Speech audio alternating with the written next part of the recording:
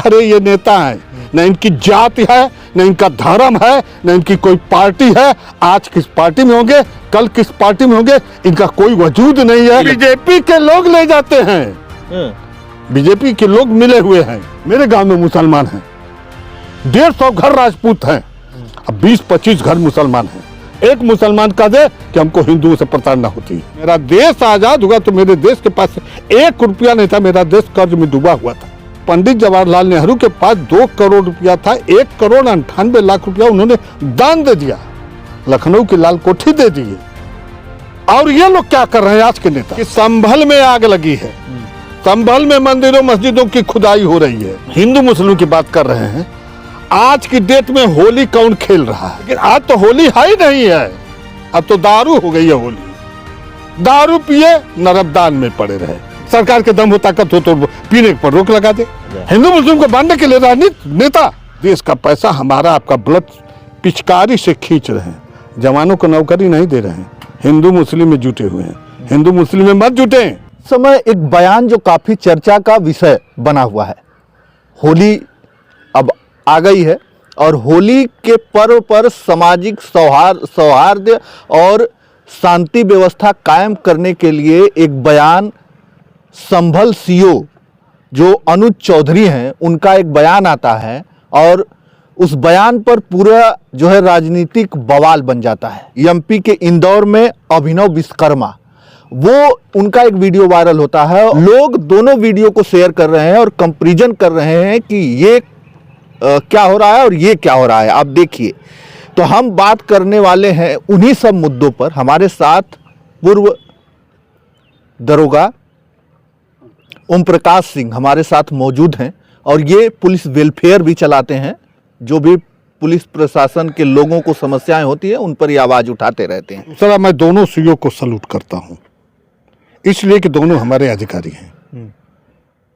दोनों सीओ से जीते। एक बयान हम 52 अब आपने कह दिया, आप सुनिए मुझसे, आपका काम आपने क्वेश्चन उठा दिया, आंसर मैं दोनों का समझा रहा हूं। 52 जुम्मा बनाम एक मिनट। जो क्षेत्राधिकारी यानी सीओ जी इंदौर का है, ये पीस कमेटी की जाती है त्योहार के पहले, क्योंकि दोनों त्योहार एक साथ लड़ गया, जुमे की नमाज और प्लस होली, दोनों जब लड़ गया और दोनों दिन में ही है। इनके 1:30 बजे से 2 बजे तक नमाज होती है और इनकी होली है। तो कई जगहों पर ऐसा कहा गया है, हिंदुओं से अपील की गई है कि आप लोग रंगारंग कार्यक्रम 1:30 बजे तक ही करेंगे। कई जगह डीएमओ का अलाउंसर हुआ है, अलाउंस कराए हैं जिले जिले में। तो जिले में अलाउंस इसलिए कराए हैं कि हिंदू मुस्लिम आपस में भाईचारे का नाता कायम रखे। ये 1:30 बजे तक होली खेल ले, आधा घंटा उनको छोड़ दे, अपना नमाज पढ़ ले, ये तो ठीक है। लेकिन हमारे सीओ साहब जो बयान दिए हैं कि 52 सप्ताह जब 52 जुमा है तो एक होली के लिए आप लोग अपने घर में रहें, यह उनका बयान थोड़ा सा विवादित तो है। ये उनका कहने का तरीका जो है ये ठीक बिल्कुल नहीं है। इसलिए ठीक नहीं है कि संभल में आग लगी है, संभल में मंदिरों मस्जिदों की खुदाई हो रही है, संभल में सारे मंदिर ढूंढे जा रहे हैं। संभल में डेली खुदाई की अभी 68 मंदिर में 18 मिल चुके, अभी 50 शेष है जो खुदाई करके प्राप्त किया जाएगा। तो वहाँ जहाँ हिंदू मुस्लिम आग में जल रहे हैं वहाँ उनको ऐसा बयान नहीं दे, लेकिन उनकी मानसिकता कहीं न कहीं से ये रही होगी कि दोनों पक्ष आपस में शांति कायम रखे। उनका कहने का तरीका गलत है, इसका तो मैं समर्थन कर रहा हूँ। क्योंकि वो धमकी दिए हैं, लास्ट शब्द भी 52 जुमा और एक होली के साथ लास्ट में कहें कि अगर किसी प्रकार की घटना घटित हुई तो उसके विरुद्ध सख्त से सख्त कार्रवाई की जाएगी और उसको दंडित किया जाएगा। इनका मतलब कि जैसे उनका कहने का तरीका ये धमकी टाइप है। तो इस पर विपक्ष के लोग आवाज उठा रहे हैं, लेकिन मैं विपक्ष से और पक्ष से दोनों पूछता हूँ। हिंदू मुस्लिम की बात कर रहे हैं, आज की डेट में होली कौन खेल रहा है? पहले तो हमको यही लोग बताते हैं। एक भाई दूसरे भाई के यहाँ होली खेलने नहीं जा रहा है, पिता अपने पुत्र के नहीं जा रहा है, अपने सगे तो देहात पटीदार के यहाँ हम नहीं जा रहे हैं। पहले लोग होली खेलते थे तो एक हुजूम टोली बना करके हर घर के दरवाजे जाते थे और रंग अबीर लगाने हर लोगों के दरवाजे पर जाकर के गले मिलन करते थे। लेकिन आज तो होली है ही नहीं है, अब तो दारू हो गई है होली। दारू पिए नरकदान में पड़े रहे। तो कहाँ होली है? इनको जो दारू पर रोक लगाने, ये हिंदू मुस्लिम की रोक तो गलत है। ये तो बंद तो रहता है, दारू की दुकानें एक दिन के लिए बंद रहती क्या बंद रहती है? सब बिकता है। मैं भी नौकरी किया हूँ। कोई ऐसा नहीं है जहाँ न बिकता हो। और जो पीने वाले हैं आज 4 बजे तक बंदी हो जाएगी। आज 4 बजे तक डीएम, हर सारे डीएम उत्तर प्रदेश सरकार के निर्देशानुसार शराब की दुकानें बंद हो जाएंगी। लेकिन सारी जगह सारे लोग 4 बजे के पहले खरीद करके अपना स्टॉक रख लिए होंगे, कल पिएंगे। पीना के लिए रोक नहीं है, दुकान बंद है ना, कि पीने के लिए रोक है? नहीं, दुकान अगर पीने के लिए रोक हो तो बता दीजिए। पीने के लिए तो रोक है नहीं। सरकार के दम हो ताकत हो तो पीने पर रोक लगा दे। अब सरकार को, अब दारू की बात की है, दारू बताइए। अभी कम से कम कुछ नहीं तो सैकड़ों ट्रक दारू हमारे चल करके हरियाणा से और बिहार में चली गई होगी। सैकड़ों ट्रक गई होगी। कैसे चली जाती है? हमारे माननीय जी जोगी जी का बुलडोजर की हनक कहाँ जाती है? कैसे दारू जाती है? ये बीजेपी के लोग ले जाते हैं। बीजेपी के लोग मिले हुए हैं। अभी एक और बयान नहीं सुने हैं? अमित शाह जी, उनको क्या है, नीतीश कुमार मुख्यमंत्री को फोनों पर बात हुई है, ये नहीं सुने हैं? अरे ये नेता है, न इनकी जाति है, न इनका धर्म है, न इनकी कोई पार्टी है। आज किस पार्टी में होंगे, कल किस पार्टी में होंगे, इनका कोई वजूद नहीं है, कोई वसूल नहीं है। ये बिना वजूद वसूल वाले हिंदू मुस्लिम क्या कायम करेंगे? मेरे गांव में मुसलमान हैं, 150 घर राजपूत हैं, अब 20-25 घर मुसलमान हैं। एक मुसलमान कह दे कि हमको हिंदुओं से प्रताड़ना होती है, उनकी ताजिया उठवाते हैं हमारे गांव के राजपूत जाकर के। उनके साथ उनके ताजिया को ले जा करके उनको उनके जहां दफनाते वहां तक पहुंचवा देते हैं। और तो राजपूतों के दरवाजे पर इनके जो है लकड़ी गतका खेलते हैं। क्या हमारी उनकी दूरी है? ये क्यों? ऐसा क्यों? तो फिर हिंदू मुस्लिम को कौन बांटने की कोशिश कर रहा है? हिंदू मुस्लिम को बांटने के लिए राजनीति नेता। अभी देखिए संजय सिंह जो सांसद हैं बयान दे रहे हैं कि ये सीओ जो है, ये क्या शब्द बहुत उल्टा बोले हैं उसको, लफंगर है, लफंगर। उनको ज्ञान नहीं है कि आईपीएस और पीपीएस होता कैसे है। उनको यह ज्ञान होना चाहिए। संजय सिंह को ऐसा बयान नहीं देना चाहिए। एक आप जिम्मेदार व्यक्ति चुन कर के गए हैं, कई लाख लोग वोट दिए होंगे तो आप चुने गए होंगे। लेकिन संवैधानिक पद पर बैठा हुआ व्यक्ति ऐसा भी तो नहीं, धमकी भरा शब्द भी तो नहीं बोल सकता। नहीं, मैं ये नहीं कहा हूं कि जो है वो गलत शब्द नहीं बोले हैं। मैं ये तो स्वीकार नहीं कर, इसको तो हम स्वीकार कर रहे हैं कि उनके शब्द कहने का तरीका गलत है। लेकिन उनका यह सोच थी कि शांति व्यवस्था कायम रहे, उनका ये सोच है। लेकिन वहां उनके कहने का तरीका बिल्कुल गलत, निराधार है। इसका मैं समर्थन एक अभिनव विश्वकर्मा भी है इंदौर के, जो देखिए हर जिले में, हर थानों में, हर जगह पर डीएम, सीओ, एसडीएम, तहसीलदार जहां जैसे उपस्थित हो पाते हैं, पीस कमेटी रखी जाती है। पीस कमेटी में हिंदू मुस्लिम दोनों के लोगों को, जो गांव-गांव से जो जागरूक लोग हैं उनको बुलाते हैं। तो अब तो बुलाने वाले भी जो है ना, अब थानों पर कौन बुलाए जाते हैं? लफंगा। अच्छे आदमी तो कहाँ थाने पर बुलाए जाते हैं? अब मीडिया में है, आपको कभी थाने पर बुलाया गया है? नहीं। क्यों नहीं बुलाया गया है? मीडिया में है, अगर आप कोई आवाज उठाएंगे तो आपके विरुद्ध भी कार्रवाई होगी। ऐसे व्यक्ति आपको नहीं हुआ बुलाया जाएगा। कोई आपका गांव, अपने यहाँ गांव का कोई ले लीजिए जो श्रेष्ठ व्यक्ति हो, जो अच्छा व्यक्ति हो, जो सहानुभूति कायम रखने की अपील करता हो, उसको नहीं बुलाया जाएगा। कौन बुलाया जाएगा? प्रधान तो सब चोर हो गए, प्रधान तो सब लुटेरे हो गए, सब गुंडा लफंगा हो गए, वही प्रधान होते हैं। उनको बुलाया जाएगा और उनके साथ जो लफंगा हैं वो जिसको कह देगा उसको बुला लेंगे। अच्छे आदमी जाएंगे तब न सहानुभूति कायम रहेगी।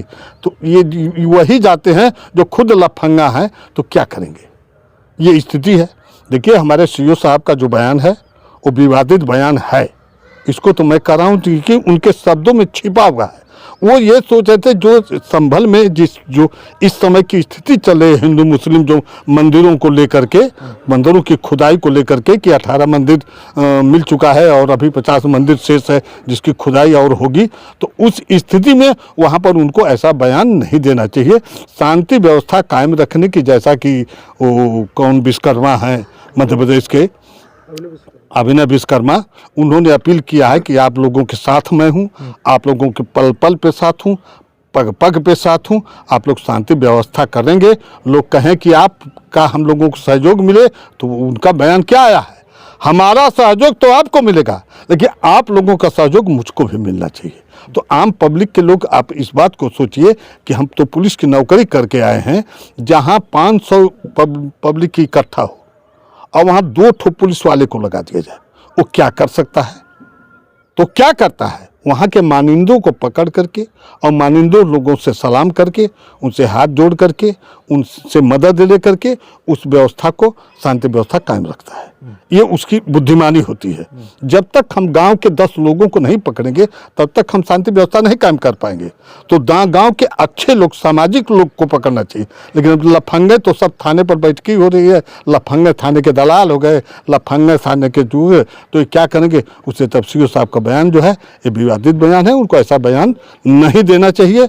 उनको हमारे जो मध्य प्रदेश के क्षेत्राधिकारी महोदय हैं उनसे कुछ न कुछ सबक बोलने का सीख लेना चाहिए। लेकिन जो हिंदू मुस्लिम की राजनीति करते हैं उन पर, देखिए हिंदू मुस्लिम की राजनीति तो जो कर रहे हैं, जैसे मान लीजिए हमारे माननीय अखिलेश जी पर आरोप है कि मुसलमान के मसीहा हैं, मुसलमान ही हैं, ये भी लोग कह देंगे हैं, इंदिरा जी को कह देंगे लोग। अब हम क्या बतावें, अब ज़्यादा तो मैं उतना नहीं ज्ञानी हूँ, लेकिन इतना तो बता ही दूं कि मेरा देश आज़ाद हुआ तो मेरे देश के पास 1 रुपया नहीं था, मेरा देश कर्ज में डूबा हुआ था। और पंडित जवाहरलाल नेहरू पर जो मुस्लिम की दाग भी लगाई जाती है, उनके ऊपर भी लगाई जाती है। बीजेपी वाले का पन्ना उठा देंगे तो कितने लोगों के घर की बहू बेटियां कैसे कैसे मुस्लिम के साथ हैं, उठाएंगे तो पूरा लांगा खुल जाएगा। हम कहेंगे तो हम भी विवादित मान लिए जाएंगे। यहाँ किसी के पारिवारिक कल्चर पे आंगुली उठाना, इन सबों का वजूद नहीं है नेताओं का। इनका वजूद होता तो क्यों कहते? जिस समय मेरा देश है तो हमारे जहाँ की लेख में आता है कि पंडित जवाहरलाल नेहरू के पास 2 करोड़ रुपया था, 1 करोड़ 98 लाख रुपया उन्होंने दान दे दिया, लखनऊ की लाल कोठी दे दिए। और ये लोग क्या कर रहे हैं? आज के नेता लूट रहे हैं। सड़क बनवा दिए, साल भर नहीं चली धंस गई, टंकी बनवा दिए, पेयजल मिला नहीं। क्या है? देश का पैसा हमारा आपका ब्लड पिचकारी से खींच रहे हैं। जवानों को नौकरी नहीं दे रहे हैं, हिंदू मुस्लिम में जुटे हुए हैं। हिंदू मुस्लिम में मत जुटे। हम कह रहे हैं कि आप बता दीजिए जरा सा, मुहर्रम के इनकी ताजिया उठती है और वहाँ मेला लगता है, वहाँ 70% मुसलमान हिंदू जाकर के दुकान खोमचा लगाते हैं। क्यों जाते हैं? उनको नहीं रोकना चाहिए? क्यों जाते हैं? उसी तरह से हिंदू का कह रहे हैं लोग, मुसलमान जो मुसलमान कहता है कि मैं रंग से नफरत करता हूँ, तो अपने पूरे मुस्लिम समुदाय को रंग पिचकारी बेचने से रोक दे। क्यों बेचते हैं बाजार बाजार में घूम करके? उनको भी तो रोकना चाहिए। क्या नफरत है? बेचने में नहीं नफरत है, और तुम्हारे बदन पे पड़ गया तो क्या नफरत है? मुसलमान भाइयों को अगर कोई लड़का है, छोटा है, अबोध है, नहीं जान रहा है तो वो अगर जो रंग डाली, वो क्या जानता है? बच्चा है 10 साल 8 साल का बच्चा है, वो क्या जानता है कि हिंदू है कि मुसलमान है, कि इनको रंग नहीं डालना चाहिए कि डालना चाहिए? वो तो जानता नहीं है। और थोड़ा सा पढ़ ही गया तो उस बच्चे की गलती को क्षमा कर देना चाहिए। उसी तरह से हिंदुओं को भी कहीं मुसलमान का जो मुहर्रम का पड़ रहा है तो उनको उनके थोड़ी बहुत कहीं से गलतियां होती है तो क्षमा कर देना चाहिए। जैसे वो कुछ तकरीरें देते हैं, कुछ तकरीर उनकी बड़ी कष्टदायक होती है, देते हैं, तो उनकी भी तकरीर को एवॉइड कर दीजिए। क्या कहे? आपके बदन पे सटा। हम पुलिस की नौकरी की है, हम बताइए पुलिस की नौकरी की है, तमाम जगह लोग गालियां दे देते हैं। अगर हम उस गाली का ले लें, पुलिस की नौकरी कर ले, ड्राइवर की नौकरी कर ले, कुछ ऐसे पूछते हैं। आप मीडिया वाले भी, आप भी सुन लीजिए, आप भी अगर मीडिया चला रहे हैं तो 160 की बहन बेटी बनवा करके रख दीजिए।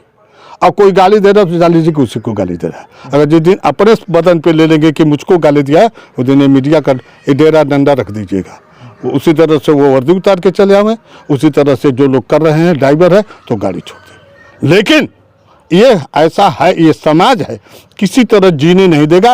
ये नेता लोग इसको उछाल करके इतना हिंदू मुस्लिम सिख ईसाई करके या एससी करके बैकवर्ड करके सवर्ण करके इतना ये लोग इसको घोल रहे हैं कि हम लोग आग के गोलों में एकदम बिल्कुल जल रहे हैं।